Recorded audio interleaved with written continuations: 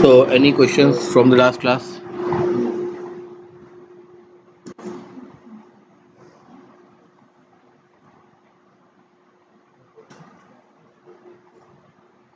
अच्छा, कल हमने जो वेरार करा था, वेरिएबल आर्गुमेंट्स का करा था काम, इसको सीखा था हमने। तो इसमें एक छोटी सी चीज़ मैं आपको बताना भूल गया था। एक रूल है, दिस इज अ वेरार, राइट?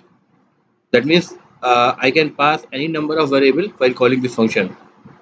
ठीक है, सिंटेक्स क्या हमने देखा था? Type 3 dot a variable name, and this behaves like a array of integer. This behaves like a array of floating point numbers, right?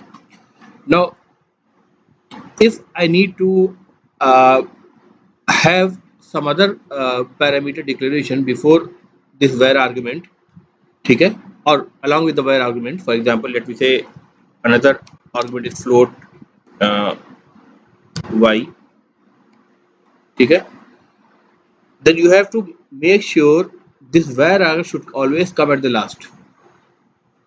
ठीक है, ये जो var arg डिक्लेरेशन आपका है, ये हमेशा पैरामीटर की लिस्ट में सबसे लास्ट में ही होना चाहिए, बीच में नहीं डाल सकते। आप ऐसे नहीं कर सकते कि आपने यहाँ पे ऐसे करा डबल सेट। अब यहाँ पे कंपाइलेशन में आपको एरर मिल जाएगी, the variable argument type int of the method add must be the last parameter. ये खुद ही बता रहा है आपको, राइट? आप मोस्ट ऑफ द टाइम जो एरर्स आपके पास आ रही हैं उनको आप पढ़ेंगे, या रन टाइम में जो एक्सेप्शंस आ रहे हैं उनको आप पढ़ेंगे, तो आपको काफ़ी कुछ समझ में आ जाएगा कि प्रॉब्लम कहाँ से शुरू हो रही है, क्या प्रॉब्लम है आपकी, राइट? तो इसी पे हॉवर करिए या इस जगह पे ला करके देखिए, ठीक है, तो ये आपको खुद ब खुद बता देता है क्या प्रॉब्लम है। तो remember that variable argument should be the last variable to be declared, क्योंकि अब एक लॉजिकल बात है ना कि भाई इसके बाद अब जितने भी आर्गुमेंट आ रहे हैं सारे के सारे उसमें वो फिक्स करने की कोशिश करेगा। अब उसके बाद किसी और टाइप के हैं तो that will be a confusion, right? अच्छा, अगर मैं ऐसे करूं,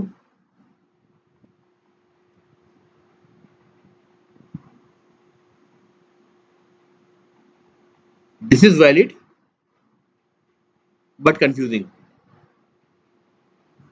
क्योंकि जब आप वेरिएबल आर्गुमेंट के लिए आप ले ही रहे हैं एक्स वेरिएबल को जिसमें आप जितने चाहे आर्गुमेंट डाल सकते हैं, उससे पहले आप इंटीजर, नॉर्मली ऐसा कोई मतलब नहीं बनता है कि आप उसको डिक्लेयर करें, राइट? सेम टाइप है ना, तो जितने भी आप डालेंगे सारे के सारे तो एक्स में फिट हो ही रहे हैं, फिर एक पहले फिट कराएं बाद में उस पर डालें, मतलब नहीं बनता है, राइट? तो although technically it is not wrong, but you should avoid writing such code, ठीक है, to the extent possible. So ये वैरार के बारे में कंप्लीट डिस्कशन हमारा हो गया। Now we will move to another topic.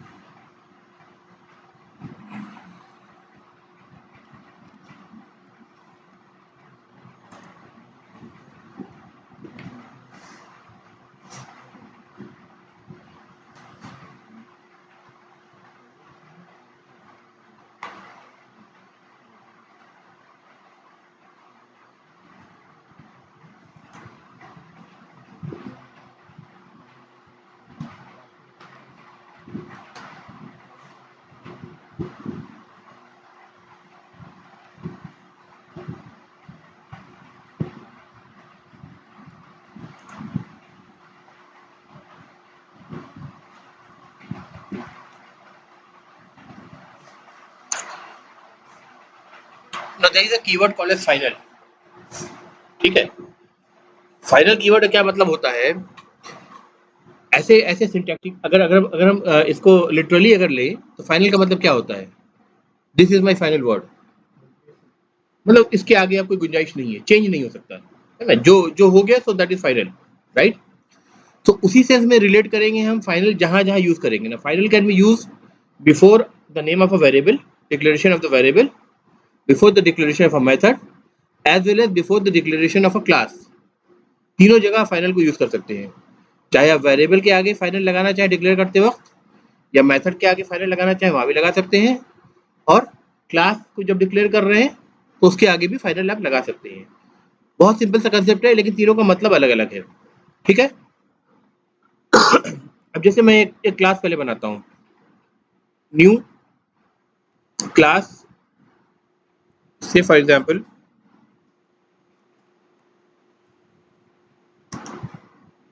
Employ.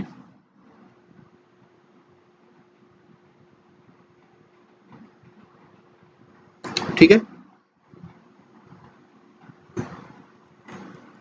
String company name. ठीक है। Now that company name is say for example Hamdard for example as of now.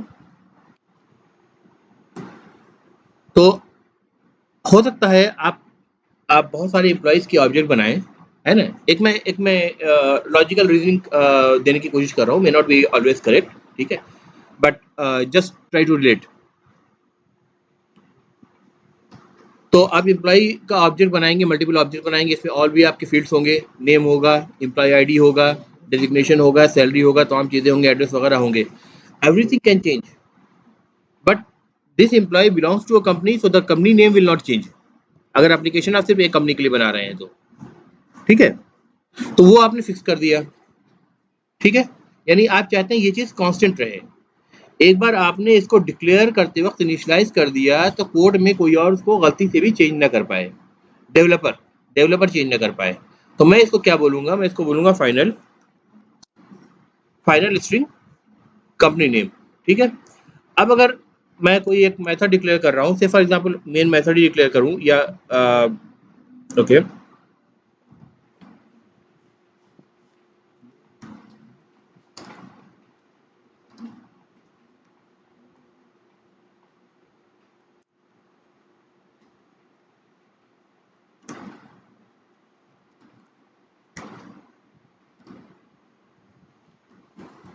ठीक है,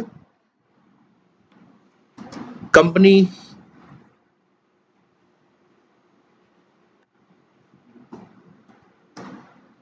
दिखाएगा नहीं यहाँ पे। Company name is equal to, मैं इसकी वैल्यू चेंज करना चाहूँ फ्रॉम जामिया हम फ्रॉम हमदर्द टू से फॉर एग्जांपल मिलिया। ठीक है। अब ये क्या क्या कंपाइलेशन एरर दे रहा है? नॉर्मली तो वेरिएबल का नाम है, वेरिएबल के स्ट्रिंग वैल्यू को ये रिप्रेजेंट करता है, रिफर करता है स्ट्रिंग वैल्यू के ऑब्जेक्ट को जिसकी वैल्यू हमदर्द है। इसको मैं चाहूँ तो नई वैल्यू असाइन कर सकता हूँ। ठीक है, चाहे ये प्रिमिटिव हो, चाहे वो किसी ऑब्जेक्ट का इंस्टेंस वेरिएबल हो। ठीक है, दोनों ही केसेस में चेंज तो किया जा सकता है इसको, वेरिएबल का मतलब ही है दैट कैन वेरी।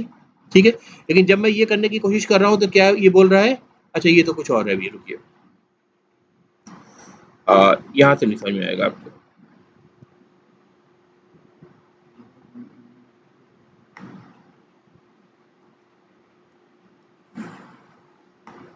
मेन हटाई देते हैं यहाँ से, public word change employ details. Okay, ठीक है, यहाँ देखिए अब,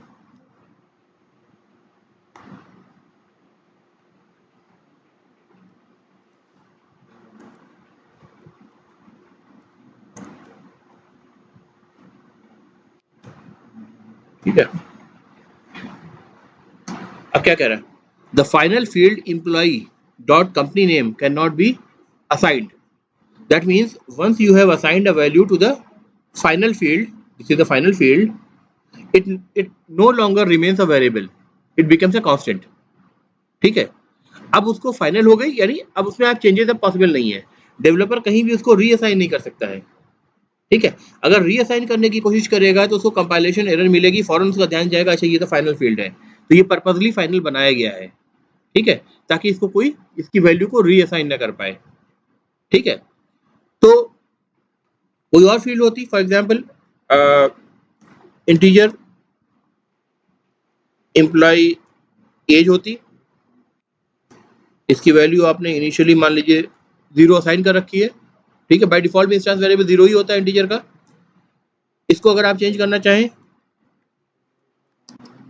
employee as is equal to 25, कोई प्रॉब्लम नहीं है, लेकिन यहाँ पे आपको प्रॉब्लम होगी, राइट। कन्वेंशन जो है कांस्टेंट को डिक्लेयर करने का, वो कुछ ऐसा है कि जब आप कोई चीज़ कांस्टेंट डिक्लेयर करेंगे, ठीक है, तो उसको ऐसे करें आप, इस तरह से कैमल केस में ना करें, बल्कि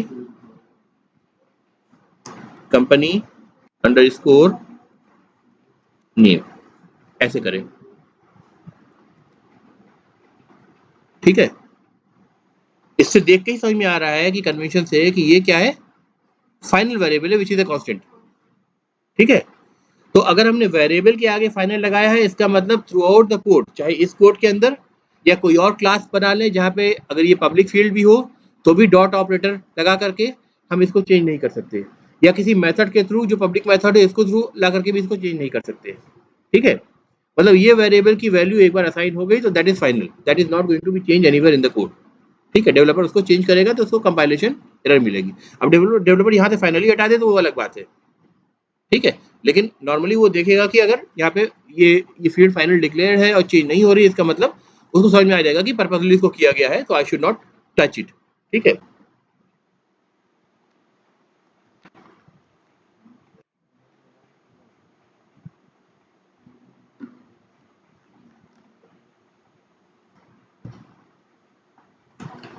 ठीक है। Now this is the employee class and there is a method change employ details, right. अब हम क्या करते हैं कि एक नया क्लास बना लें, new class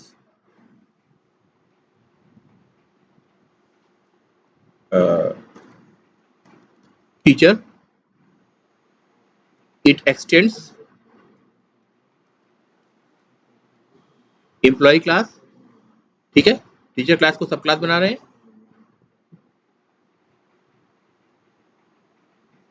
fine. By default इसके पास change detail employee detail method inherit होके आया है, लेकिन अगर हम इसको ओवरराइड करना चाहें तो हम क्या करेंगे, पूरी signature as it is copy करेंगे, यहाँ पे हमने इसको डाला। अब इसके अंदर हम जो भी कोड लिखना चाहें हम लिख सकते हैं, राइट। तो this way I can override it, normal normal तरीका। अगर इस एम्प्लॉय से पहले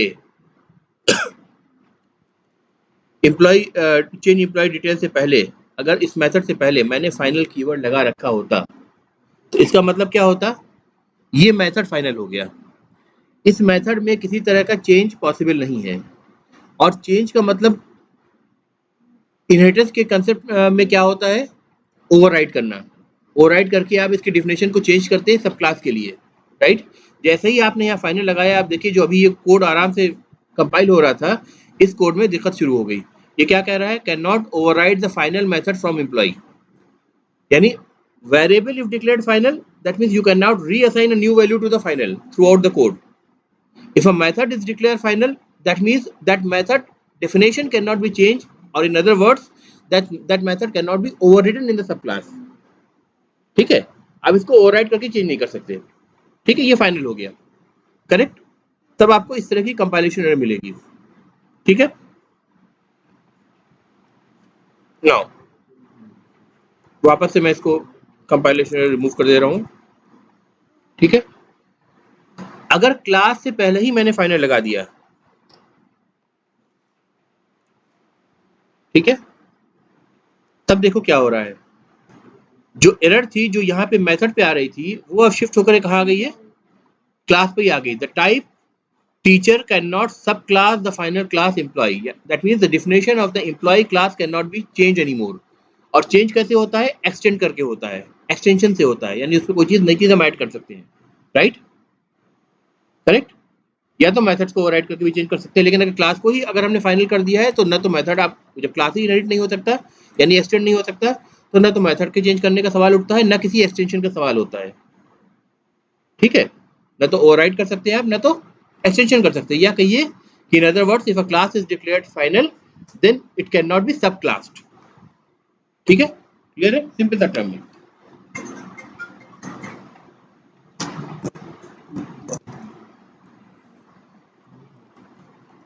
अब जैसे ये स्ट्रिंग क्लास है, राइट, स्ट्रिंग क्लास को आप ओपन करके देखिए, ये क्लास फाइनल डिक्लेयर्ड है। ठीक है, फाइनल क्यों डिक्लेयर्ड है?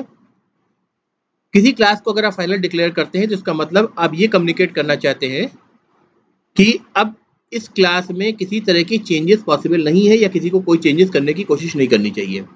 ठीक है, दैट इज नॉट अलाउड। ठीक है, now the reason is may be this class is using some of the native APIs. ठीक है, कुछ ऑपरेटिंग सिस्टम से इंटरेक्ट कर रहा होगा, या कुछ ऐसा काम कर रहा होगा जो बेस्ट वे में ऑप्टिमाइज होकर कर रहा होगा, जिसको डेवलपर जो है as a developer of the language, ठीक है, वो उस लेवल पे जा करके उसमें उससे अच्छा कुछ नहीं कर सकता। ठीक है, या उसकी किसी चीज को रेक्टिफाई नहीं कर सकता। ठीक है, अगर वो रेक्टिफाई करने की कोशिश करेगा तो उसकी फंक्शनलिटी को ब्रेक कर देगा। फाइन, अब वो फंक्शनलिटी हो सकता है, जैसे स्ट्रिंग क्लास है, ये कई जगह आपकी यूज हो रही होगी पूरे जेवीएम में, है ना, जेवीएम में और जेआरई में, राइट। तो उस कंडीशन में क्या होगा कि अगर आप इसकी फंक्शनलिटी को चेंज करते हैं, राइट, इसका मतलब आप उसकी उसकी बेसिक बिहेवियर को ट्वीक करने की कोशिश कर रहे हैं। ठीक है, the Java people do not want you to do this, so they declare the class as final, कि आपको इस क्लास के साथ कोई छिड़खानी नहीं करना है। ठीक है, तो क्लियर है कंसेप्ट। अगर क्लास फाइनल हो गया तो उसको सब क्लास नहीं कर सकते आप, यानी क्लास को चेंज नहीं कर सकते। मेथड फाइनल हो गया तो क्लास को सब क्लास तो कर सकते हैं, पर उस पर्टिकुलर मेथड को ओवरराइड नहीं कर सकते। ठीक है, सब क्लास में। और अगर वेरिएबल फाइनल है, इसका मतलब वेरिएबल की वैल्यू रीअसाइन कहीं भी कोड में आप नहीं कर सकते। ठीक है,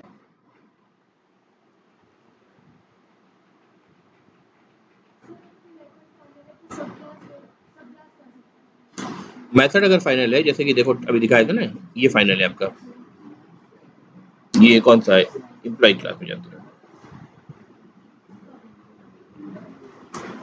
फाइनल। ठीक है, ये मेथड फाइनल हो गया। यहाँ से फाइनल हटा देते हैं। अब देखो सब क्लास में एरर नहीं आ रही है, एक्सटेंड में एरर नहीं आ रही है, वरना एक्सटेंड पे आ रही थी, राइट। अब क्या आ रहा है, अब यहाँ पे एरर आ रही है, can not override the final method, यानी सब क्लास तो कर सकते हो, लेकिन उस पर्टिकुलर मेथड को ओवरराइड नहीं कर सकते जो फाइनल डिक्लेयर्ड है। ठीक है,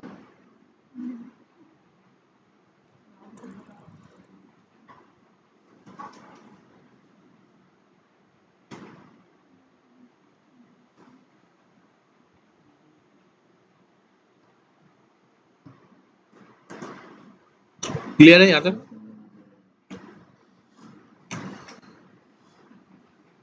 now let's move to another concept which is the static keyword. ठीक है,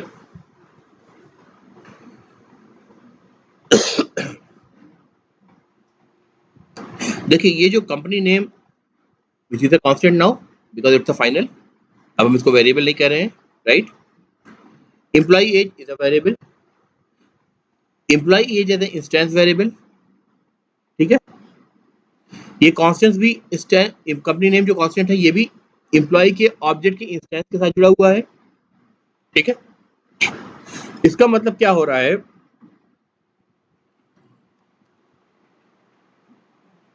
नेट में चलिए,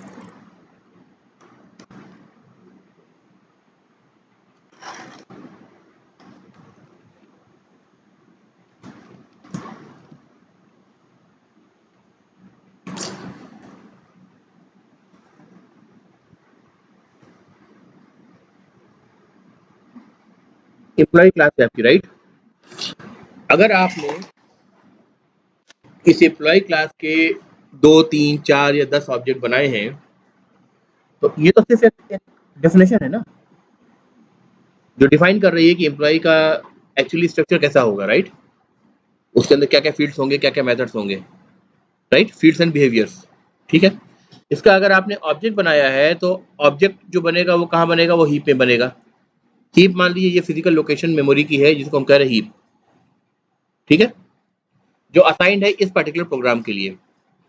फाइन, अब आपने कहा employ E1 is equal to new employ, E1 एक वेरिएबल बनाया, तो E1 नाम का एक वेरिएबल बना और एक स्पेस रिजर्व हो गई जिसके अंदर जितने भी फील्ड्स डिक्लेयर्ड हैं, जैसे एम्प्लॉय नेम हो गया, एज हो गया, डेजिग्नेशन हो गया, ठीक है, इन सब के लिए फील्ड्स की जितनी जितनी साइज की रिक्वायरमेंट है उतनी स्पेस रिजर्व हो गई, राइट।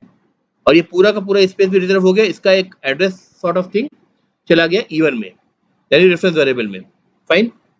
सिमिलरली आपने दूसरा ऑब्जेक्ट बनाया, इसका दूसरा रेफरेंस वेरिएबल यूज किया E2, employ E2 is equal to new employ, तो क्या हुआ, उसके लिए सेपरेट स्पेस रिजर्व हुआ, ठीक है। इसका जो नेम होगा, एम्प्लॉय आईडी होगा, डेजिग्नेशन होगा, ये तमाम फील्ड्स जो होंगी, इनकी जो वैल्यूज होंगी, ये वैल्यूज पहले वाले एम्प्लॉय के ऑब्जेक्ट यानी E1 से डिफरेंट होंगी, राइट। हर एम्प्लॉय डिफरेंट है, ठीक है। तो पहले एम्प्लॉय का नेम अगर है फॉर एग्जाम्पल अमित है, दूसरे का नेम फॉर एग्जाम्पल इमरान है, ठीक है, तो दोनों की वैल्यू अलग अलग हुई, दोनों अलग अलग जगह पे स्टोर हो रहे हैं, ठीक है। Now there could be certain things which you would like to share as an information, ठीक है। तो आपने क्या करा, आपने स्टैटिक फील्ड का यूज करके एक वेरिएबल डिक्लेयर करा जिसके आगे लगा दिया स्टैटिक, ठीक है। अभी करके देखेंगे उसको, जैसे फॉर एग्जांपल मैं यहाँ गया, ये फाइनल तो ऑलरेडी है, ये कांस्टेंट है, मैंने इसको क्या कहा, स्टैटिक भी लगा दिया साथ में, ठीक है। अब क्या होगा, जब तक मैंने स्टैटिक नहीं लगाया था, भले ही ये कांस्टेंट है, वेरिएबल नहीं है जिसकी वैल्यू चेंज नहीं हो रही है, यानी हर ऑब्जेक्ट में इसकी वैल्यू E1 और E2 में सेम रहेगी क्योंकि फाइनल थी पहले से, है ना, हमदर्दी रहेगी, बट दोनों में डुप्लीकेट वैल्यूज रहेंगी, इसमें भी वैल्यू रहेगी, इसमें भी वैल्यू रहेगी, फाइन। जब मैंने स्टैटिक लगा दिया तो ये यहां से निकल गई, अब वो ऑब्जेक्ट का पार्ट नहीं रह गई, यानी हम उसको इंस्टेंस नहीं कहेंगे, इंस्टेंस का पार्ट नहीं कहेंगे, ना तो इंस्टेंस का मतलब ऑब्जेक्ट का कांस्टेंट कहेंगे, ना ऑब्जेक्ट का वेरिएबल कहेंगे, इनफैक्ट वो ऑब्जेक्ट की फील्ड ही नहीं रही, फाइन। वो क्या होगा, उसको हम बोलेंगे that is at the class level, that is at the class level, यानी ये जो क्लास आपने डिक्लेयर कर रखा है एम्प्लॉय, आप समझ लीजिए वो चीज अब यहाँ पे आ गई। क्या नाम था, कंपनी नेम था ना, हाँ कंपनी नेम, राइट। तो कंपनी नेम आपका यहाँ पे डिक्लेयर हो गया, इक्वल टू हमदर्द, ये वैल्यू यहाँ स्टोर हो गई, right. And every object has access to it, ये भी इसको एक्सेस कर सकता है, ये भी इसको एक्सेस कर सकता है, राइट। तो अब ये एक तरह से क्या हो गई, सबके लिए अवेलेबल हो गई ये चीज। और जाहिर सी बात है जब ये कोई कांस्टेंट चीज है तो इसको हर हर ऑब्जेक्ट के अंदर इसकी डुप्लीकेट स्पेस रिजर्व करने का कोई मतलब ही नहीं बनता है ना। बेटर ये है कि हम इसको ऑब्जेक्ट के लेवल से हटा दें, ताकि अगर ये मान लीजिए 1 2 3 4 5 6 7 7 कैरेक्टर यानी 7 बाइट ले रहा है फॉर एग्जाम्पल, एक्चुअली स्ट्रिंग कितनी बाइट लेगा वो उसका इंटरनल मैटर है, वी डोंट नो, हम एक अजम्पशन कर रहे हैं कैरेक्टर वाइज काउंट करके कि अगर ये अरे में स्टोर कर रहा है कैरेक्टर अरे में, तो 7 या 8 कैरेक्टर जितने का हमदर्द है उतना उतना स्पेस वो रिजर्व कर रहा है, तो वो स्पेस इसमें भी हम वेस्ट करें, इसमें भी वेस्ट करें, अगर 1000 ऑब्जेक्ट बनाए, 1000 एम्प्लॉय हैं तो 1000 जगह वेस्ट करें, उससे अच्छा हम क्या करें, इसको क्लास के स्कोप में भेज दें जहां से ये चीज शेयर्ड हो सके, ठीक है, क्लियर है, फाइन। अब जब किसी चीज को आपने स्टैटिक बना दिया तो उसके कुछ फायदे हैं, जैसे let me create a new class test employ,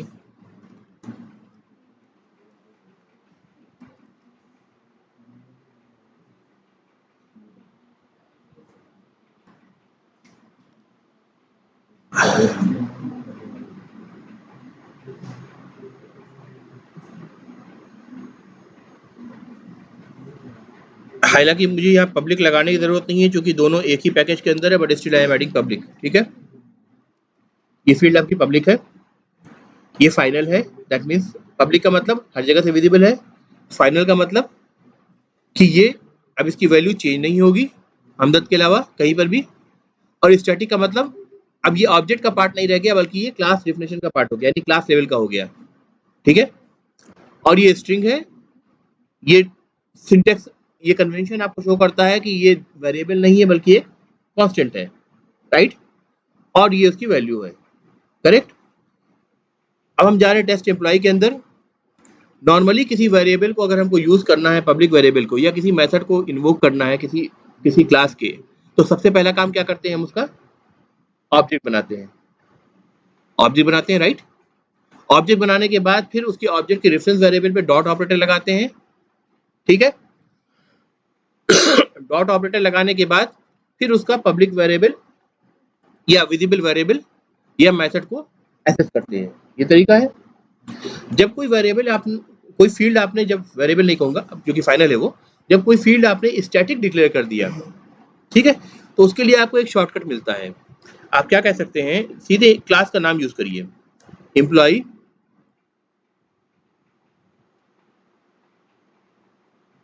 employ dot, देखिए नजर आ रहा है, company name, company underscore name. ये देखो ग्रीन है, गोला छोटा, ग्रीन का मतलब क्या है, पब्लिक है। एस दिख रहा है रेड कलर का, एस का मतलब स्टैटिक है, क्लास के स्कोप में है। एफ दिख रहा है, एफ का मतलब फाइनल है, राइट, फाइन। अब इसको डायरेक्टली यूज कर सकते हैं, क्या कर सकते हैं, आप इसको चेंज कर सकते हैं, ये कर सकते हैं, नहीं कर सकते। क्यों? क्योंकि पब्लिक ये फाइनल भी है आपका, स्टैटिक के साथ आपका फाइनल भी है, आपको वही एरर दे रहा है, the final field employ dot company name can not B aside. तो आप ये तो नहीं कर सकते। हाँ, आप चाहें तो इसको प्रिंट कर सकते हैं। For example system dot out dot println, इस चीज को आपने उठाया, इसको इसके अंदर डाल दिया।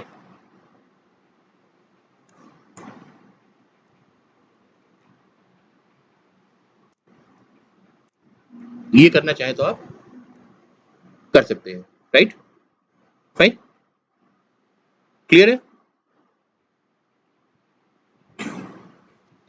तो एक तो फायदा आपको ये मिला कि आपको ऑब्जेक्ट बनाने की जरूरत नहीं पड़ रही है, ठीक है, करेक्ट।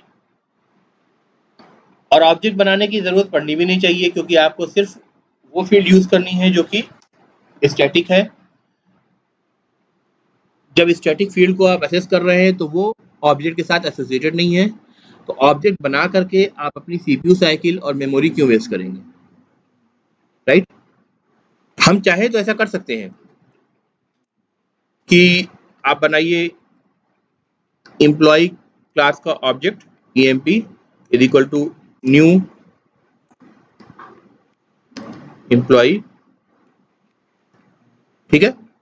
फिर आप कहिए system dot dot dot println emp dot company name. जैसे हम पहले करते थे वैसे अभी भी कर सकते हैं, ठीक है। सिंटैक्टिकली वो करेक्ट है क्योंकि इस ऑब्जेक्ट को वो स्टैटिक फील्ड विजिबल है, ठीक है, एसेसेबल है रादर, ठीक है। इसलिए ये तो परमिटेड है कि आप उसका ऑब्जेक्ट बना करके उसको एक्सेस कर लें, but this is not the right way और preferred way of doing it, क्योंकि ये आपकी वर्बोसिटी को यानी कोड की रीडेबिलिटी को अफेक्ट करता है। किस तरह करता है, जब आप ये वाला सिंटेक्स यूज कर रहे हैं तो आपको खुद ब खुद पता है कि ये स्टैटिक फील्ड है, ठीक है। एम्प्लॉय नेम स्टैटिक फील्ड है क्योंकि आपने क्लास के नाम के साथ यूज करा है, ऑब्जेक्ट नहीं बनाया है। Employ is not an object, E capital दिख रहा है आपको, कन्वेंशन क्लास का कैपिटल है, राइट। ऑब्जेक्ट का अगर वेरिएबल होता तो कैमल कैसे डिक्लेयर्ड होता है ना, कन्वेंशन से भी आपको दिख रही है बात। तो एक नजर देख के आप समझ जा रहे हैं कि ये क्लास का नाम है, आपको ये देखने की जरूरत नहीं कि सच में कोई ऑब्जेक्ट बनाया है पूरे लंबे चौड़े क्लास कोड में कि नहीं मैंने। कन्वेंशन आपको पता है, आप पता है आपको ये क्लास का नाम है।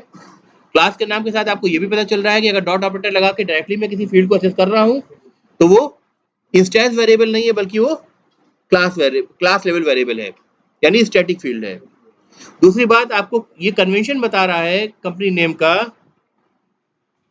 कि ये फाइनल भी होगा क्योंकि ये कांस्टेंट है, बता रहे हैं ना। देखिए कन्वेंशन के कितने फायदे हो रहे हैं। एक बहुत लंबा चौड़ा सा कोड है, तो आप फाइंड आउट करते थोड़ी ना चलेंगे कि एम्प्लॉय नाम का, अगर स्मॉल ई से आपने एम्प्लॉय क्लास डिक्लेयर कर रखा है, तो क्या स्मॉल ई एम्प्लॉय का क्लास का नाम है या किसी उसके ऑब्जेक्ट का वेरिएबल का नाम है, आप खोजते थोड़ी ना चलेंगे, है ना। आप सिंपली आप एक कोड एक बार आपने देखा और आपको पता चल गया। अगर आप ऐसा कोड लिख रहे हैं, नाउ इट्स कंफ्यूजिंग।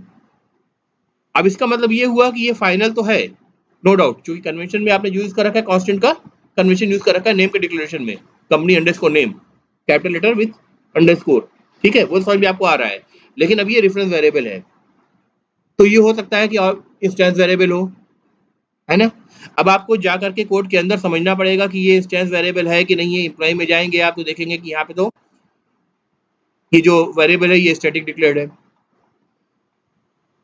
क्लैरिटी हो रही है ना। तो ये जो तरीका है यूज करने का, ये मिसलीडिंग है।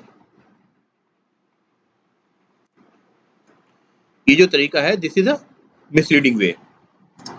टेक्निकली अलाउड है क्योंकि इस ऑब्जेक्ट के पास एसेस है, स्टैटिक वेरिएबल को जितने भी ऑब्जेक्ट आप बनाएंगे हर ऑब्जेक्ट के पास एसेस होगा, ठीक है, और सबके पास सेम वैल्यू होगी, ठीक है, सबके पास सेम वैल्यू होगी।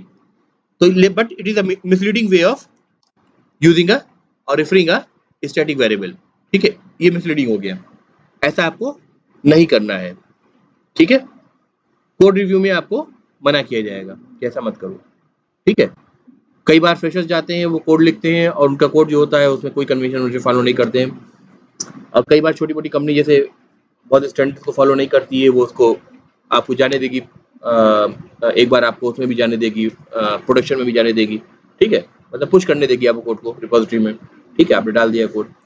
कभी तो कंपनी ग्रो करेगी, कभी तो उसके क्लाइंट्स बढ़ेंगे, प्रोजेक्ट इवॉल्व होगा, प्रोजेक्ट की साइज बहुत ज्यादा बढ़ेगी, उस वक्त चीजों को मैनेज करना बहुत मुश्किल होगा। एक रीडेबिलिटी जैसी चीज भी आपको आपके यूजर जो डेवलपर है उसका बहुत टाइम कंज्यूम करेगी, क्योंकि अब उसको चीजें तलाश करनी पड़ रही हैं, है ना, ठीक है। तो एक बहुत फेमस प्रोवर्ब है कि anyone can write a code which a machine can understand, but only a genius can write a code which a human can understand, ठीक है। आपने कोड लिखा, आप उसके बारे में जानते हैं, आप कंपनी छोड़ के जा रहे हैं, कोई दूसरा उस पर आके मेंटेनेंस कर रहा है, चेंजेस कर रहा है, ठीक है, या आप किसी ऐसे मॉड्यूल पर डालेगा जिसको आपने डेवलप नहीं करा है, आपको उस कोड को पढ़ना है, समझना है, ठीक है, फिर उसमें काम करना है। उसके इम्पैक्ट कहीं भी हो सकते हैं, बहुत दूर दूर इम्पैक्ट हो सकते हैं उसके, एक पर्टिकुलर फील्ड के चेंज करने पे, राइट। तो अगर आप उसको उसको आसान नहीं बनाएंगे चेंजेस करना, तो प्रॉब्लम होगी। और यही एक वजह थी कि why we move from procedure language to object oriented language, क्योंकि यहाँ पे कोड का जो मेंटेनेंस है इसकी कॉस्ट काफी कम है, ठीक है। आपको पता है भाई, इम्प्लॉय क्लास में प्रॉब्लम आ रही है, मुझे इम्प्लॉय में प्रॉब्लम आ रही है, इम्प्लॉय की डिटेल में प्रॉब्लम आ रही है, तो आप कहाँ देखेंगे, आप इम्प्लॉय क्लास के अंदर ही देखेंगे, है ना। प्रोसीजर लैंग्वेज होती तो वो तो एक बहुत बड़ी सी फाइल बनती, पता नहीं इसमें आप फंक्शन के अंदर के फंक्शन कहाँ नेस्टेड होकर कहाँ जा रहे होते हैं, है ना। तो बड़े एप्लीकेशन के लिए सूटेबल नहीं है वो। यहाँ तक क्लियर है, फाइन। अच्छा अब बताइए, अगर मैं एम्प्लॉय क्लास के इस फाइनल फील्ड को मैं हटा दूं, ठीक है, कायदे से मुझे कन्वेंशन नेम भी चेंज करना चाहिए, कन्वेंशन नाम का जो है चेंज करना चाहिए, मैं भी नहीं कर रहा हूँ, छोड़ दे रहा हूँ मैं भी, सिर्फ क्योंकि ऑलरेडी मैंने कोड लिख रखा है, मैं उसको चेंज कर दिखाना चाह रहा हूँ, ठीक है। अब अगर मैं ऐसे करूं,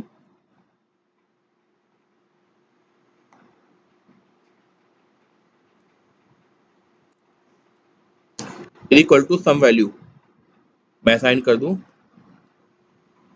जामिया, एरर गई, क्यों, ऑल्दो इट इज स्टैटिक, ठीक है, और इट्स नॉट फाइनल नाउ, ठीक है। तो अगर मल्टीपल ऑब्जेक्ट्स होंगे, ठीक है, जैसे फॉर एग्जांपल EMP1 नाम का एक मैंने ऑब्जेक्ट बनाया, इसको भी EMP1 करना पड़ेगा,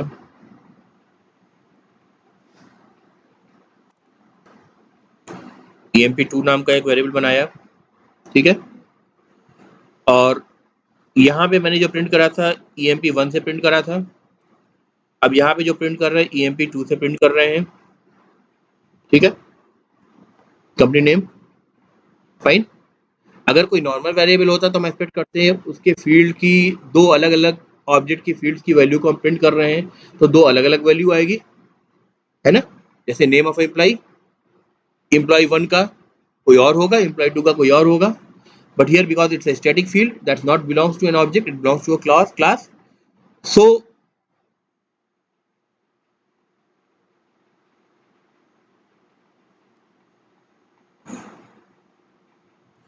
कहाँ कहाँ प्रिंट कर रखा है हमने, देखिए पहले कंपनी का नाम क्या था, हमदर्द था, है ना।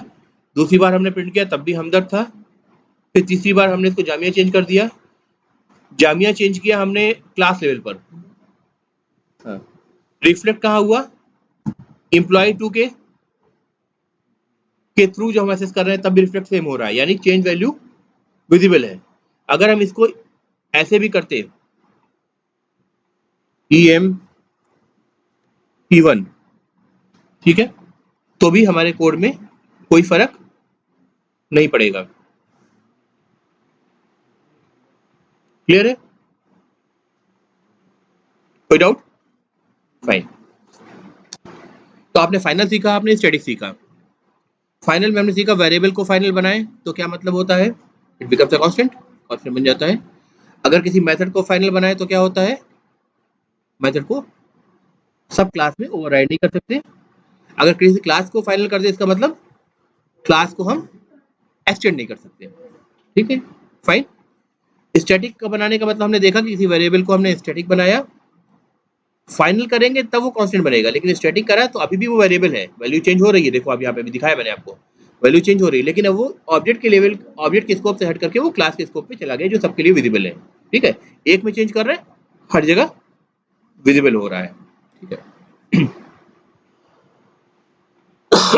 अब for example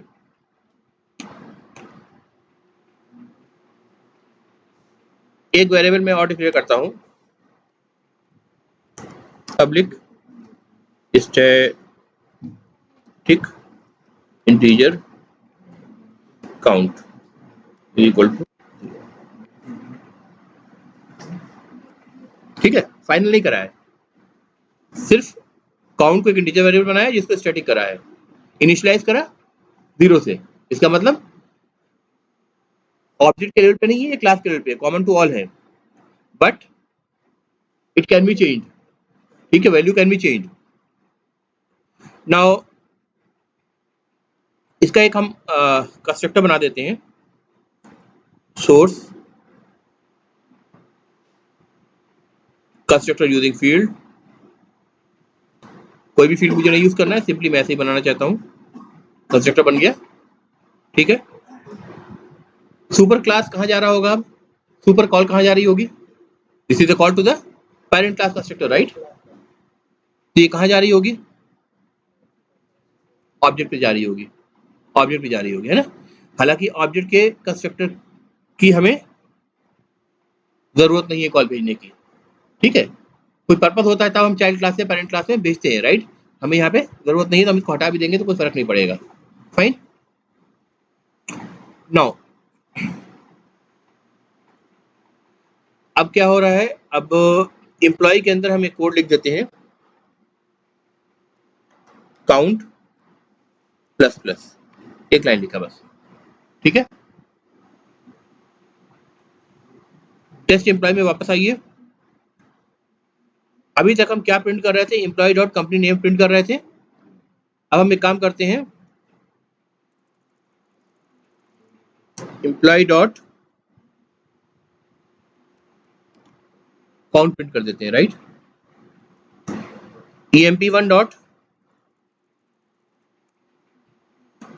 count, emp2 dot count. अब बताइए क्या रिजल्ट आएगा अगर मैं प्रोग्राम को रन करूं तो, क्या गेस कर सकते हैं आप, 0 1 2। पहली बार में 0 क्यों आएगा, क्योंकि पहली बार ऑब्जेक्ट नहीं बना है, कंस्ट्रक्टर रन नहीं हुआ है तो काउंट प्लस प्लस नहीं हुआ है, तो यहाँ 0 आना चाहिए। यहाँ पे ऑब्जेक्ट बना है, जब ये रन हुआ है तो काउंट 1 हो गया होगा, तब हम जब इसका काउंट वेरिएबल प्रिंट करेंगे तो क्या हो जाएगा, 1 प्रिंट करना चाहिए। फिर यहाँ पे दूसरा ऑब्जेक्ट बना है, फिर काउंट प्लस प्लस हो गया होगा, यानी अब 2 हो गया होगा। अब यहाँ पे जब हम काउंट को प्रिंट करेंगे तो ये 2 हो गया होगा। ठीक है, अच्छा रन करके एक बार देख लेते हैं। फाइन। अच्छा अगर हम अब एक लाइन इसमें और प्रिंट की डाल दें, emp1 डॉट काउंट, तो लास्ट में क्या प्रिंट होगा? अब आउटपुट क्या होगा?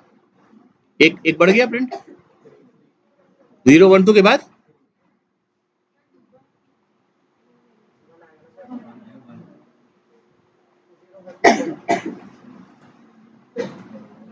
देख लो।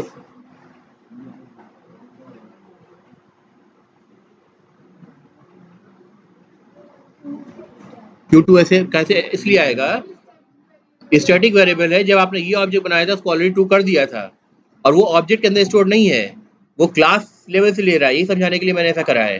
तो अब जब चेंज हो गया तो चाहे आप किसी भी ऑब्जेक्ट से इसको रिफर करें, वो क्या है, वो न्यू चेंज वैल्यू उसको रिफर हो रही है। क्लियर हो गया? डाउट फिर से बताऊं? नहीं समझ में आया? देखो, जब ये कंस्ट्रक्टर मैंने रन किया था तो एम्प्लॉय का जब कंस्ट्रक्टर रन हुआ था तो काउंट की वैल्यू क्या हो गई थी? वो हो गई थी। अब इसके बाद हमने प्रिंट किया, उसने 2 प्रिंट कर दिया। अच्छा ये जो काउंट वेरिएबल है ये स्टैटिक वेरिएबल है, यानी जो मैंने आपको ये चार्ट के हिसाब से बताया है, ये काउंट इस ऑब्जेक्ट के अंदर या इस ऑब्जेक्ट के अंदर नहीं है। ये कहाँ पे? यहाँ पर है ना, क्लास लेवल पे है और सारे ऑब्जेक्ट उसको देख रहे हैं। तो अगर एक ऑब्जेक्ट ने उसको चेंज करा है तो दूसरा ऑब्जेक्ट भी उसको देखेगा, चाहे वो पहले बना हो चाहे बाद में बना हो, उससे मतलब नहीं है। ठीक है, जब उसने चेंज वैल्यू को देखा तो उसने क्या पाया कि पहले वैल्यू चेंज हो चुकी थी 2, दोबारा से आप उनको प्रिंट ही तो कर रहे हैं, दोबारा से ऑब्जेक्ट थोड़ा बनाने की चेंज होगा। अगर ऑब्जेक्ट बना रहे होते, एम्प्लॉय 3 बना रहे होते, तब वो फिर काउंट प्लस प्लस होता कंस्ट्रक्टर रन होने पे, क्योंकि कंस्ट्रक्टर के अंदर हमने काउंट प्लस प्लस लिख रखा है। लेकिन वो नहीं हो रहा है। जब वो नहीं हो रहा है तो एम्प्लॉय की जो काउंट की जो वैल्यू है वो 2 जो थी वो वही की वही वैल्यू आपकी प्रिंट हो गई। क्लियर है? तो ये प्रोग्राम जो मैंने लिखा है, basically I have written the programme to count the number of object that you create for a particular class. हो गया ना? अगर मैं आपको बोलूं कि एक ऐसा, अक्सर इंटरव्यू में पूछ देते हैं कि आप ऐसा प्रोग्राम लिखिए जिसमें जितने नंबर ऑफ ऑब्जेक्ट्स आप बना रहे हैं उसको काउंट करें आप, मतलब फाइनल आप उसको प्रिंट कर सके। काउंट कर, जब भी आप चाहे उसको प्रिंट कर लें। ठीक है, बेटर तरीका ये है। ठीक है, हाँ टेक्निकली ये तरीके अलाउड है क्योंकि ऑब्जेक्ट को एसेसिबल है स्टैटिक वेरिएबल। फाइन, लेकिन करना नहीं चाहिए, ये मिसलीडिंग है, आपको बताया अभी। ठीक है, क्लास के साथ ही करें ताकि वो पता चले आपको कि ये स्टैटिक वेरिएबल है। क्लास के साथ आप डॉट ऑपरेटर लगा रहे हैं, इसका मतलब स्टैटिक वेरिएबल है। नॉन स्टैटिक वेरिएबल को आप क्लास के साथ नहीं लगा सकते, आपको ऑब्जेक्ट बनाना पड़ेगा। राइट, अगर क्लास के साथ आप लगा रहे हैं इसका मतलब वो स्टैटिक वेरिएबल है, दिख के ही पता चल रहा है आपको, है ना? अब देखो हम क्या करते हैं, सिस्टम, ये क्या है, जावा डॉट लैंग पैकेज के अंदर it's the name of a class, see दिख रहा है, it's the name of the class. System is the name of the class. Class के ऊपर जो भी बताया आपको, क्लास के ऊपर मैं क्या कर रहा हूं, आउट, ऐसे छोड़ दूं तब भी सही है। क्या कह रहा है ये, इंसर्ट वेरिएबल डिक्लेरेशन। अच्छा ये मेथड लोकल वेरिएबल होने की वजह से, अच्छा एक मिनट देखने दो मुझे।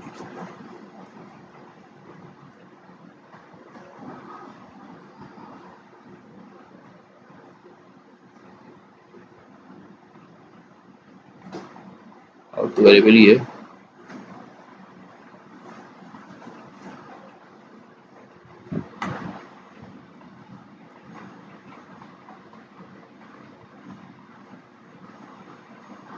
इंसर्ट वेरिएबल डिक्लेरेटर्स क्या मतलब है, to complete the local variable declaration. Okay, किस टाइप का है वो मुझे बताना पड़ेगा ना।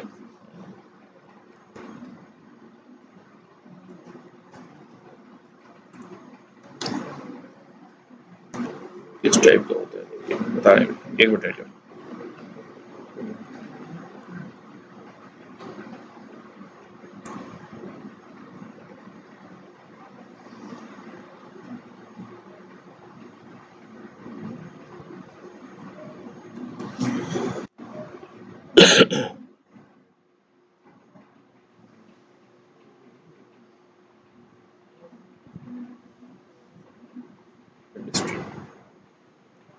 जो मैं करना चाह रहा था एक्चुअली वो इस तरह होगा, dot print stream control shift O, क्या कह रहा है,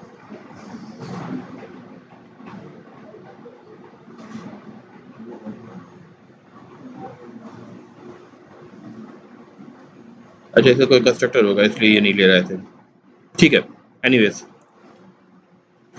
तो बेसिकली सिस्टम पे मैंने डॉट ऑपरेट लगाया आउट, फिर उसके बाद हम क्या करते हैं, प्रिंट एलन करते हैं या प्रिंट करते हैं, कुछ भी करते हैं, राइट, मेथड कॉल करते हैं, ऐसे ही करते हैं ना। तो अभी देखो आउट जो लिख करके आ रहा है, system is the name of the class, ठीक है। अगर क्लास के नेम पर अगर हमने कुछ लगाया है, जाहिर सी बात है अगर फंक्शन होता तो ब्रैकेट्स होते, फंक्शन नहीं है, इसका मतलब ये आउट जो है क्या है, स्टैटिक वेरिएबल है,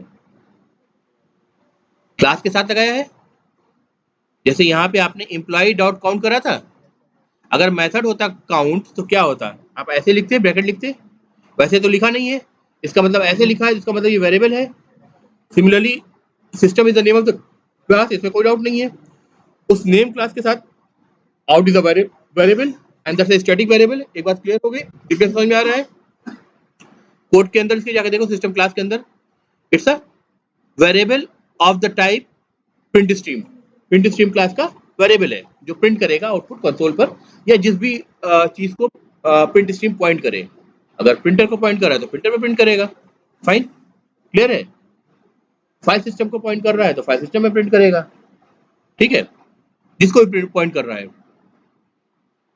तो in out E R are, जैसे आपके सी प्लस प्लस में सी इन सी आउट सी आर आर होते थे ना, उसी का एक तरह से कन्वेंशन को फॉलो करते हुए सी को हटा कर खाली in out E R are करा गया है। तो ये सारे क्या है, स्टैटिक वेरिएबल्स है, स्टैटिक वेरिएबल्स है, और इसको फाइनल इसलिए कर रखा है ताकि आप इसकी जो जिस तरह से ये इनिशियलाइज कर किया जा रहा है उसको आप चेंज ना करें,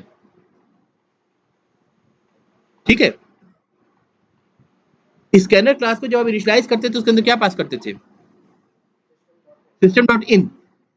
इन अगर फाइनल नहीं होता तो आप इनमें कुछ चेंजेस करके उसको पास कर सकते थे, ठीक है, सब क्लास बना के पास कर सकते थे, ठीक है। मतलब वेरिएबल का फाइनल नहीं होता उसको चेंज कर सकते थे, कोई नई वैल्यू असाइन कर सकते थे, सब क्लास नहीं नई वैल्यू असाइन कर सकते थे क्योंकि वेरिएबल का नाम है। उस कंडीशन में स्कैनर क्लास जब उसको इनिशियलाइज करता कीबोर्ड से रीड करने के लिए तो उसको दिक्कत आती, रन टाइम एक्सेप्शन आता, ठीक है, प्रॉब्लम आती। तो उससे अवॉइड करने के लिए उसने क्या करा कि सिस्टम डॉट इन, इन नाम के वेरिएबल को उसने फाइनल डिक्लेयर कर दिया। And the same goes, static इसलिए है क्योंकि आप डायरेक्टली क्लास के नाम के साथ यूज करके कर सके, आप बार बार आप यूज करेंगे। अगर आपको ऑब्जेक्ट बनाना पड़ता तो आप बनाते system S is equal to new system, और फिर सिस्टम के एस पे आप बार बार S dot out dot println बार बार कॉल करते, डजंट मेक सेंस, आपको बार बार यूज करना है, राइट। तो सिंपली आप system dot out, system dot in, system dot E R are आप डायरेक्टली यूज कर रहे हैं, राइट, क्लियरली यूज कर रहे हैं। सेम पर्पज के लिए यहाँ भी फाइनल करा गया आउट को, ठीक है, स्टैटिक करा गया ताकि आप क्लास के नेम के साथ यूज कर सकें। पब्लिक है, आप कहीं से भी एक्सेस कर सकते हैं, किसी भी कोड के अंदर से एक्सेस कर सकते हैं। इनिशियलाइज न से किया गया है लेकिन बीच में कहीं ना कहीं उसको आउटपुट स्ट्रीम जो है आउट वेरिएबल को वो कंसोल को आपको पॉइंट कराया गया है सिस्टम क्लास के अंदर, ठीक है। तो एक बात तय हुई कि ये आउट जो है ये क्या है, स्टैटिक वेरिएबल है, ठीक है। हम उसको अब डाइसेक्ट करने की कोशिश कर रहे हैं प्रॉपरली। आप अच्छे अच्छे जावा के जानने वालों से पूछेंगे कि इसका मतलब क्या होता है, क्यों हम लिखते हैं, क्यों नहीं हम सी प्लस प्लस सी आउट की तरह लिखते हैं।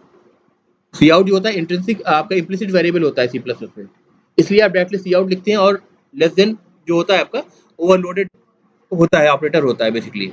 यहाँ ऑपरेटर ओवरलोडिंग डेवलपर के लिए अलाउड नहीं है, फाइन। तो इसलिए आपको पूरा लिखना पड़ता है system dot out dot println, है ना। आउट तक की कहानी तो आप समझ गए।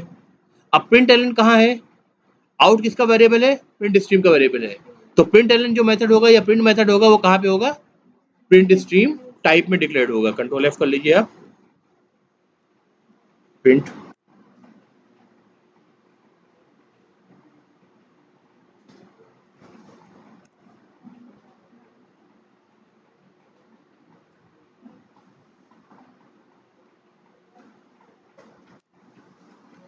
सबसे अच्छा तरीका तो ये होता है कि आप प्रिंट स्ट्रीम आपके पास यहाँ पे रुक जाइए, आप इसको राइट क्लिक करिए, क्विक आउटलाइन देखिए, क्विक आउटलाइन, ठीक है, राइट क्लिक करके क्विक आउटलाइन, क्लास के नाम पे राइट क्लिक करके क्विक आउटलाइन, जैसे टाइप हायरार्की देखते हैं ना, वैसे क्विक आउटलाइन आपने करा। अभी देखिए आपको सारे वेरिएबल और मेथड दिखा रहा है, इसमें देखिए आपको प्रिंट वगैरह भी दिखाएगा, प्रिंट एलिमेंट सब दिख जाएगा नीचे, अगर होगा कहीं पर तो जहाँ भी है विजिबल है तो। प्रिंट स्ट्रीम दिख रहा कहीं भाई?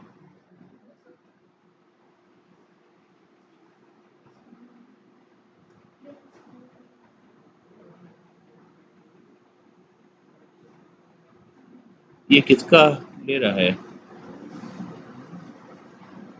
एक मिनट, इसको ईयर, इसमें जाके एक बार चेक कर लेते हो।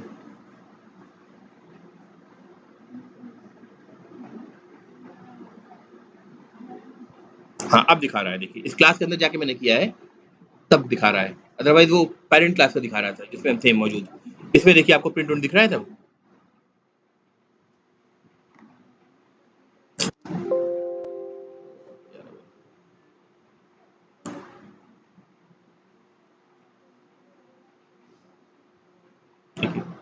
सारे प्रिंट मेथड दिख रहे हैं, प्रिंट एलिमेंट दिख रहा है आपको, फाइन, सारे मेथड दिख गए आपको।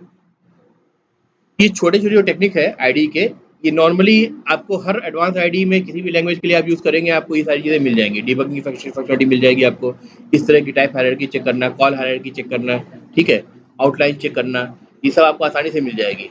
तो अगर आप किसी भी नए टेक्नोलॉजी पे काम कर रहे हैं, उसकी आईडी को यूज़ कर रहे हैं, वहाँ तलाशने की कोशिश करिए, आपको आसानी से मिल जाएगी। होपफुली आपको थोड़ा-सा एफर्ट डालना पड़ेगा, दिख जाएगी वो अपने आप, ठीक है? तो जो जो चीज़ एस्टेब्लिश एक बार हो जाती है, वो कैरी आउट करती है थ्रू आउट योर करियर, ठीक है? आपने सिर्फ जावा नहीं सीखा है, पता नहीं क्या-क्या सीख रहे हैं इसके अराउंड, है ना? तो समझ में आ गया आपको? अब system.out.println की पूरी कहानी समझ में आ गई? System is the name of the class, out is a static variable of the type print stream declared in the system class, and println are the methods of the print stream class, ठीक है? क्या? Print stream, देखो input stream, print stream, ये सारी जो classes होती हैं, ये बेसिकली इंटरेक्ट करने के लिए होती हैं, ठीक है? इनपुट स्ट्रीम है या क्या है जावा में अभी देख लेते हैं, इनके लिए देख लीजिए आप। हाँ देखिए इनपुट स्ट्रीम ही है, जैसे इनके लिए इनपुट स्ट्रीम टाइप डिक्लेयर कर रखा है ना? तो जब आप कोई चीज़ इनपुट करते हैं इसके अंदर क्लास के अंदर, तो एक कंसेप्चुअली एक स्ट्रीम क्रिएट होती है टू ट्रांसफर द इंफॉर्मेशन, ठीक है, आपके कीबोर्ड से आपके मेमोरी तक जाने के लिए, राइट, जहाँ पे आप इसको स्टोर कर रहे हैं, ठीक है?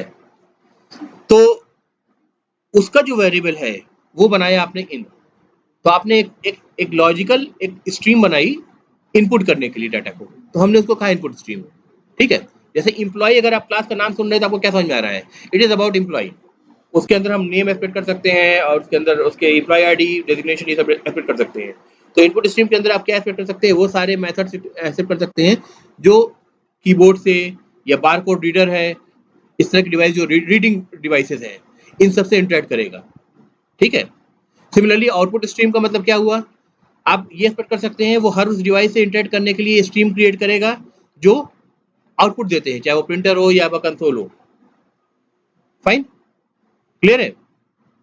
So these are the specific classes which are used for creating a logical stream for inputting and outputting the data or communicating with the input and output devices, ठीक है? क्लियर है? कंसोल भी तो आपका आउटपुट डिवाइस है ना, ठीक है ना?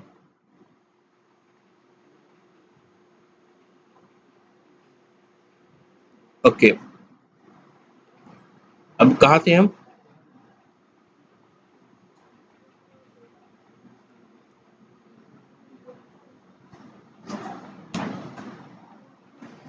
तो हमने क्या डिस्कस करा? फाइनल डिस्कस करा, स्टैटिक फील्ड डिस्कस करा, स्टैटिक फील्ड को अच्छे से डिस्कस करा, फील्ड्स को, मेथड्स को भी हम स्टैटिक डिक्लेयर कर सकते हैं। मेथड्स को अगर हम मेथड्स को स्टैटिक डिक्लेयर करेंगे तो इसका मतलब क्या होगा? अब तक जो आप फील्ड के कंटेक्स्ट में आपने जो समझा है स्टैटिक डिक्लेयर करने का मतलब, तो उसी को आप एक बार दोबारा से रिलेट करने की कोशिश करिए कि अगर हम मेथड को स्टैटिक डिक्लेयर कर दें तो इसका मतलब क्या होगा, क्या होना चाहिए।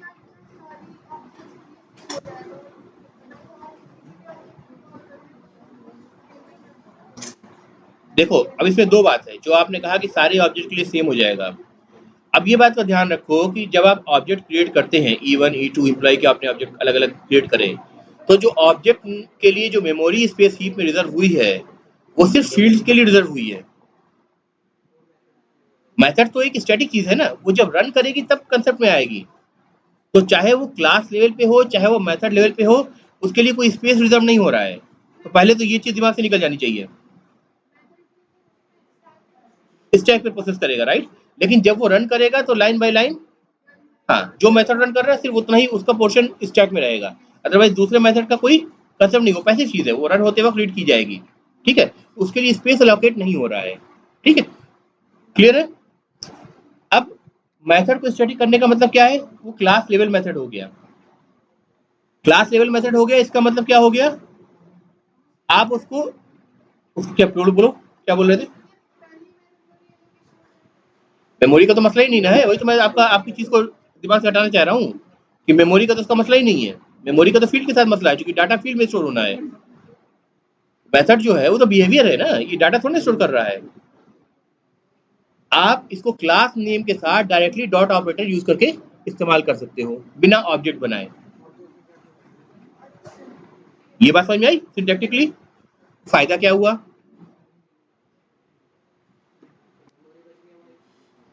कैसे बची? ऑब्जेक्ट क्रिएट नहीं करना पड़ रहा है। इसका मतलब कि जब हम ऑब्जेक्ट क्रिएट करते हैं, अगर मान लो हमें एक भी एम्प्लॉय का ऑब्जेक्ट क्रिएट ही नहीं करना है, पर हमें एक स्टैटिक मेथड हमने डिक्लेयर कर रखा है which is going to give me the count of the number of object created so far, ठीक है। तो नया उसको कॉल करने के लिए हम नया ऑब्जेक्ट क्रिएट करने की तो जरूरत हमको है नहीं, फील्ड की वैल्यू हमें रीड करनी है। तो एक मेथड हमने कर लिया गेट काउंट और उसको स्टैटिक डिक्लेयर कर दिया, जो कि उसके प्राइवेट फील्ड जो है उसको रीड करके हमको बता दे। काउंट जो है प्राइवेट भी तो हो सकती है, क्योंकि कंस्ट्रक्टर के अंदर से उसका इंक्रीमेंट हो रहा है ना, प्राइवेट हो सकता है, क्लियर है। तो उसको रीड करके वो बता दे कि भाई इसकी वैल्यू ये है, ठीक है, कर सकते हैं हम। क्या करेंगे?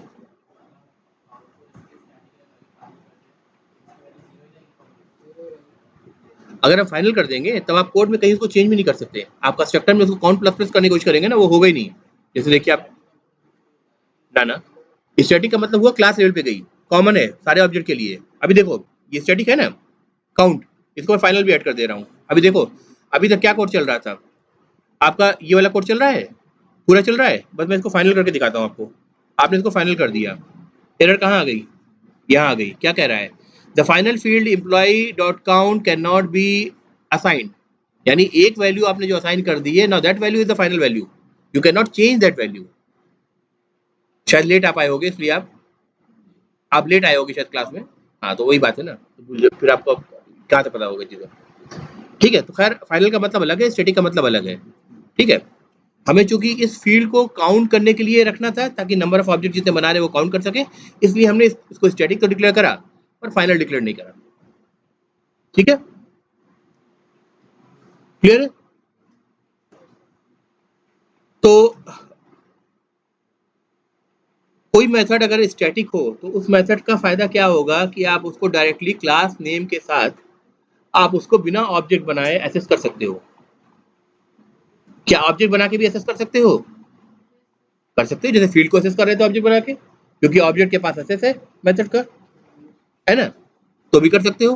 But that is again the same thing कि आपको ऐसा नहीं करना चाहिए, क्योंकि वो आपकी बेस्ट प्रैक्टिस में नहीं है, that is not a good practice. आपको क्लास के नाम के साथ ही यूज करना चाहिए, जिससे ये पता चले कि ये स्टैटिक मेथड है। जैसे स्टैटिक फील्ड था वैसे स्टैटिक मेथड है, पता चले, एक बार रीड करने पे पता चल जाए आपको क्लास के नाम के साथ।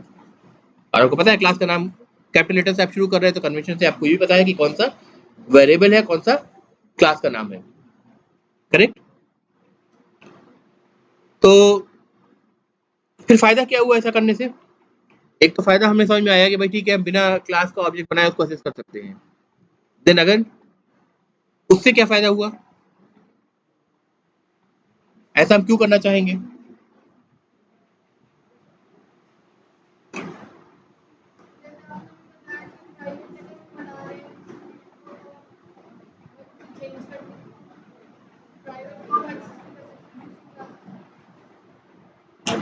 ठीक है, एक रीजन है, वेरिएबल अगर आपका अकाउंट प्राइवेट होता उसको आप एक्सेस देने के लिए गेट काउंट को एक स्टैटिक वेरिएबल बना मेथड बना सकते थे जो सारे ही मतलब ऑब्जेक्ट्स को विजिबल होता, आप क्लास के नाम के साथ उसको जब चाहे प्रिंट करने के लिए यूज कर सकते हैं। ये एक रीजन हुआ, ठीक है। But that's a secondary reason, there is a primary reason जिसके बिना पे आप ये डिसाइड करते हैं कि किस पर्टिकुलर मेथड को स्टैटिक बनाना है या किस पर्टिकुलर मेथड को स्टैटिक नहीं बनाना है या नॉन स्टैटिक रहने देना है।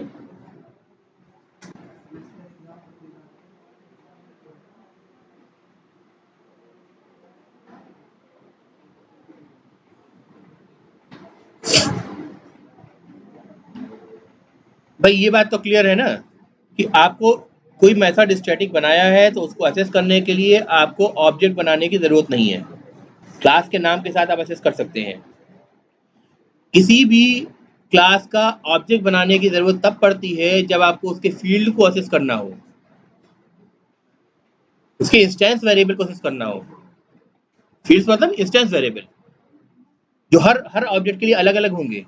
एम्प्लॉय के लिए नेम E1 के लिए अलग होगा, E2 के लिए अलग होगा, राइट। अगर आपको फील्ड को एक्सेस करना है तो फील्ड के लिए मेमोरी स्पेस को अलोकेट करने के लिए आप ऑब्जेक्ट बनाते हैं, पहला काम, पहला पर्पज, राइट। अब जरा देखो, आपने ये जो कैलकुलेटर क्लास बनाया था कल ओवरलोडिंग के डेमो में, मेरे ख्याल से मैंने उसको चेंज कर दिया है काफी हद तक। हाँ, इसमें आप मल्टीपल ऐड मेथड्स बना रहे थे ना आप, इसको मैं एक बार कमेंट में डालता हूँ।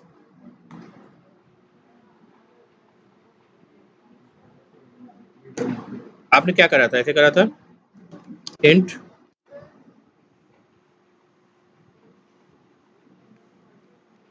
Public int add int x comma int Y return x plus Y. इतना सा काम आपने किया था, राइट? इतना ही करा था। अब टेस्ट कैलकुलेटर में आप जाइए,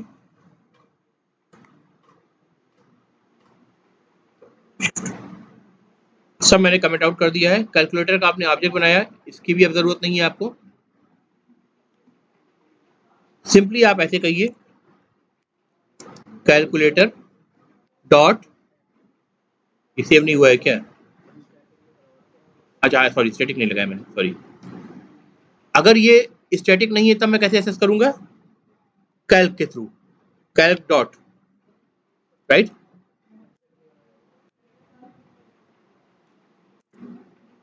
ऐसे एक्सेस करूंगा।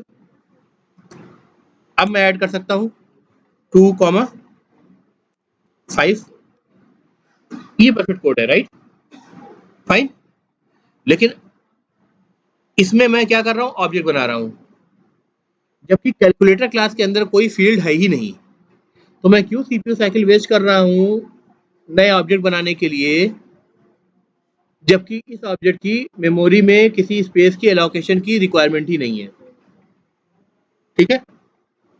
और जब ऑब्जेक्ट बनता है तो जाहिर सी बात है उसके उसका स्पेस एलोकेट होता है कुछ ना कुछ, उसका रेफरेंस वेरिएबल में कुछ एड्रेस आपका असाइन होगा, वो भी स्पेस लेगा।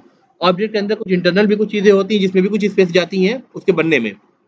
तो ले देखिए आपकी सीपीयू साइकिल, अच्छा ऑब्जेक्ट का creation is a costly affair in terms of speed, CPU cycle को अच्छा खासा कंज्यूम करता है ये, ठीक है। तो आप सीपीयू साइकिल भी वेस्ट कर रहे हैं अपना, और अपनी कहीं ना कहीं मेमोरी स्पेस को भी वेस्ट कर रहे हैं, थोड़ा ही सही, क्योंकि इस क्लास के अंदर कोई फील्ड है ही नहीं, है ना। आपको ऐसा ना करके बल्कि क्या करना चाहिए था, कैलकुलेटर को सिंपली आपको स्टैटिक बनाना चाहिए था। इसको मैं क्या कहता है, पब्लिक स्टैटिक स्टैटिक। अब यहाँ पे जो टेस्ट कैलकुलेटर क्लास है, इसके अंदर आपको बिना ऑब्जेक्ट बनाए, ऑब्जेक्ट बना के अपने सीपीयू साइकिल और अपने स्पेस को वेस्ट करने की जरूरत नहीं है।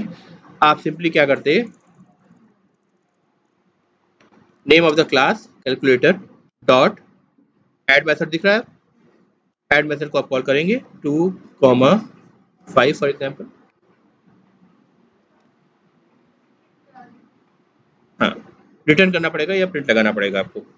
डायरेक्टली मैं प्रिंट ही लगा देता हूँ।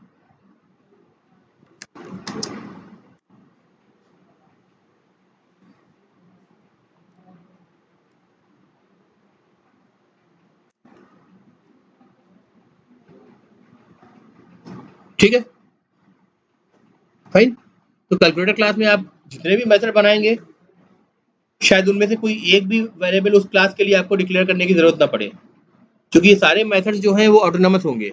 2 नंबर को ऐड करना, 2 फ्लोटिंग पॉइंट नंबर को ऐड करना, 2 स्ट्रिंग को ऐड करना, इवन 2 कॉम्प्लेक्स नंबर को ऐड करना, उसमें आप 2 कॉम्प्लेक्स नंबर के टाइप के क्लास टाइप के वेरिएबल पास कर देंगे आप, राइट। तो ये सारे जो मेथड हैं इनको हम क्या बोलते हैं, they are the utility methods, they are the utility methods. ठीक है, वो कुछ इनपुट लेते हैं और बिना इस क्लास के यानी ऑब्जेक्ट के वेरिएबल्स पे डिपेंड हुए एक आउटपुट रिटर्न कर देते हैं। ऑटोनॉमस मेथड्स हैं ये सारे। तो जब मेथड्स ऑटोनॉमस हैं, फील्ड से हमें कोई लेना देना नहीं है, तो हमें ऑब्जेक्ट बनाने की जरूरत नहीं है। ये बहुत फास्ट काम करेंगे, सिंपली आप कैलकुलेटर के साथ इस मेथड को कॉल कर रहे हैं। अच्छा, ये सेम कंसेप्ट आपका सी प्लस प्लस में भी है, सी शार्प में भी है।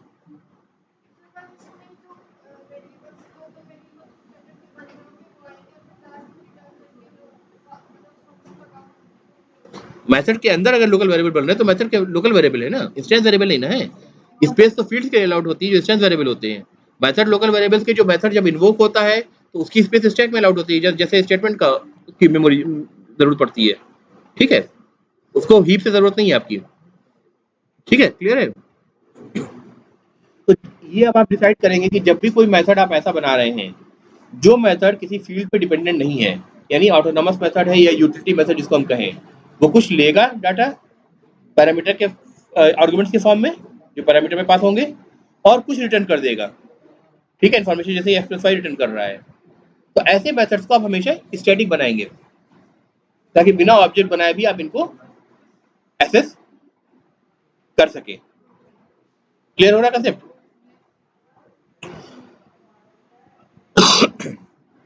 अच्छा,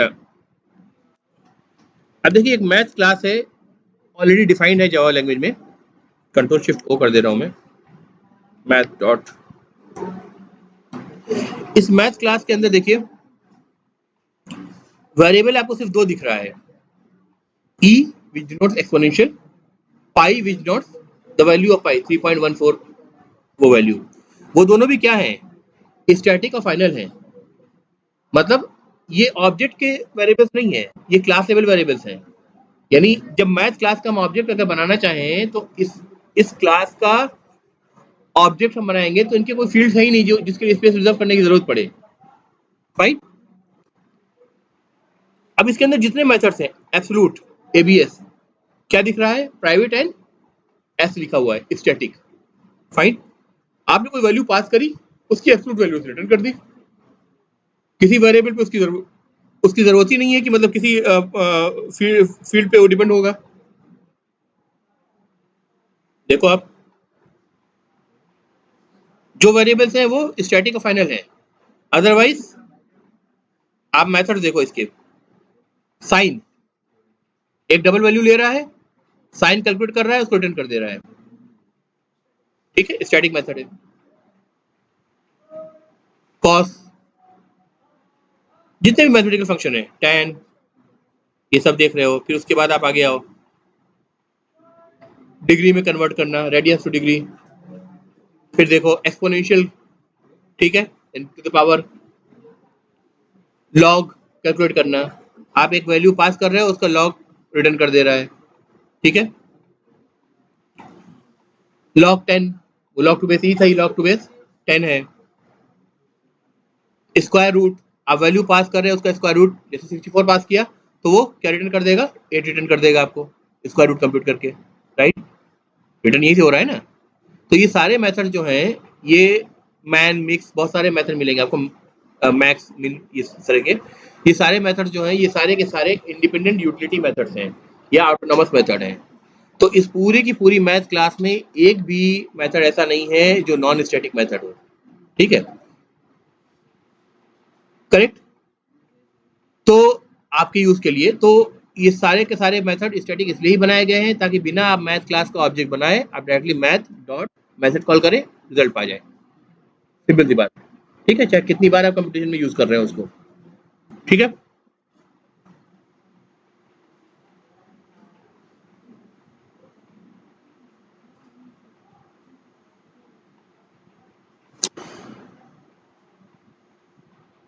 ओके,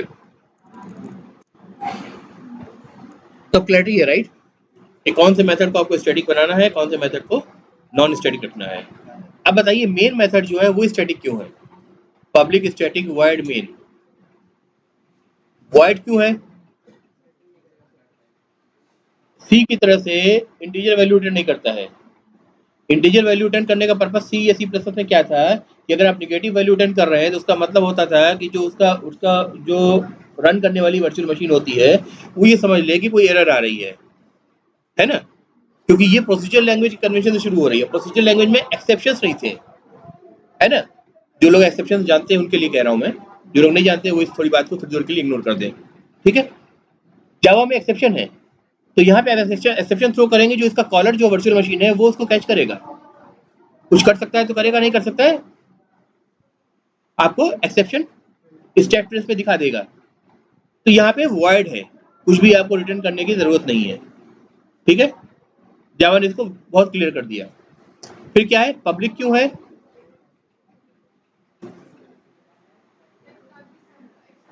एक्सेसिबल है। मेन मेथड को कॉल कौन कर रहा है? जेवीएम कॉल कर रहा है at the run time, virtual machine. आप जो क्लास बना रहे हैं किसी पैकेज के अंदर बना रहे हैं, है ना, तो जेवीएम का कोड किसी और पैकेज के अंदर लिखा गया है ना। अब वो उसको एक्सेस कैसे करेगा, पब्लिक नहीं होगा तो एक्सेसिबल होना चाहिए हर जगह से, इसलिए आपका मेन मेथड पब्लिक है। और क्या बचा? स्टैटिक। स्टैटिक क्यों है? क्योंकि स्टार्ट करने के लिए जेवीएम को ऑब्जेक्ट ना बनाना पड़े। जिस प्रोग्राम में मेन मेथड है वो क्या करेगा, उसको पता है आप कैसे करते हैं, रन करते हैं। पहले आपने कंपाइल करा, मान लीजिए टेस्ट एम्प्लॉय क्लास है, तो आप करेंगे जावा सी टेस्ट एम्प्लॉय, ठीक है। Test employ dot class file बन के आ जाएगी। फिर आप क्या करेंगे, जावा टेस्ट एम्प्लॉय, जिसके अंदर मेन मेथड लिखा हुआ है। तो आप क्या पास कर रहे हैं, क्लास का नाम पास कर रहे हैं जिसके अंदर मेन मेथड लिखा हुआ है, ठीक है। किसको पास कर रहे हैं? जावा को, which is a representation to the JVM, जो जेवीएम को रिप्रेजेंट कर रहा है या इंटरप्रेट करने के लिए यूज हो रहा है। तो उसके पास क्या है, सिर्फ क्लास नेम है। उस क्लास नेम पे ऑटोमेटिकली क्या करेगा, उसको पता है कि सिर्फ एक मेन ही मेथड होने वाला है जिससे हमें इंटर करना है। पूरी उसकी सिग्नेचर उसको पता है, वो सिग्नेचर नहीं चेंज होने वाली है। तो क्या करेगा, उस पर डॉट मेन लगाएगा, कॉल कर लेगा।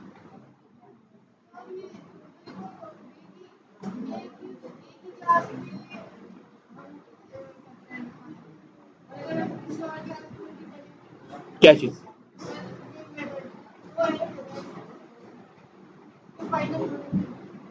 नहीं, एरर मैं समझा नहीं।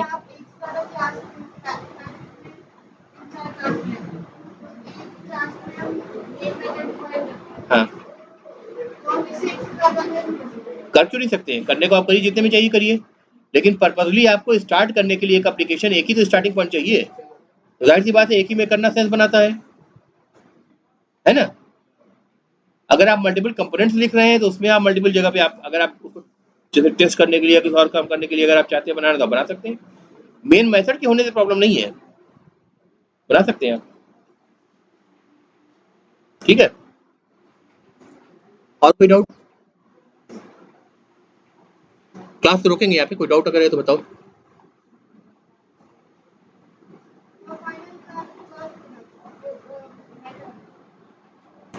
बेटा बता तो दिया है, तुम लेट आई हो।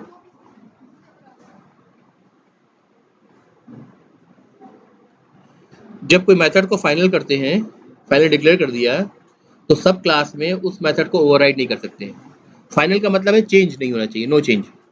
वेरिएबल को फाइनल करा, उसकी वैल्यू रीअसाइन कोड में कहीं नहीं कर सकते, नो चेंज, ठीक है।